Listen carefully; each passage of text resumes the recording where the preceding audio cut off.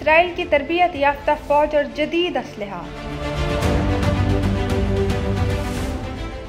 दूसरी तरफ निहत्ते फ़लस्तीनी जिनके पास महज सादा रॉकेट हैं या रवायती गुलेलें।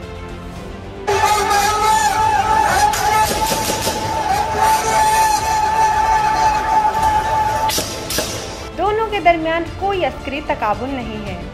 इसके बावजूद फ़लस्तीनियों ने ना तो हथियार डाले और ना ही हिम्मत हारी।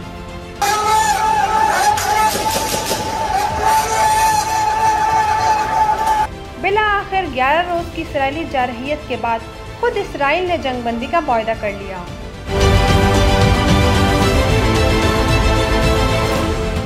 रमजानुल मुबारक की 27वीं मुकद्दस शब में इसराइल ने मस्जिद अक्सा पर हमला किया, जिसके बाद फ़लस्तीनियों ने मज़ाहमत की।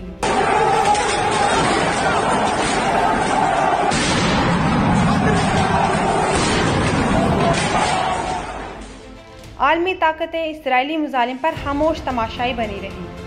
अमेरिका समेत यूरोपीय ममालिक ने इसराइल की हिमायत की। दूसरी तरफ फ़लस्तीनियों को महज ज़ुबानी तसल्ली और तशफ़ी दी गई, लेकिन अज़्मो हिम्मत के पैकर फ़लस्तीनियों ने इसराइल के साथ खूब मुकाबला किया।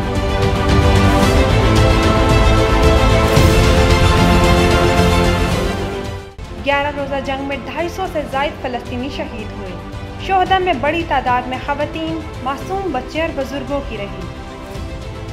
फ़लस्तीन की मज़ाहमती तंजीम का कहना है कि इसराइल के साथ जंगबंदी मुआहदे में तय पाया है कि इसराइल शेख जरा की बस्ती से फ़लस्तीनियों को बेदखल नहीं करेगा और न ही इसराइली फ़ौज मस्जिद अक्सा में दाखिल होगी। दुनिया की एक तरबियत याफ्ता और जदीद असले से लेस फ़ौज को निहत्ते फ़लस्तीनियों ने अपनी शराइत पर जंगबंदी पर मजबूर किया। यही फ़लस्तीनियों की फ़तह है।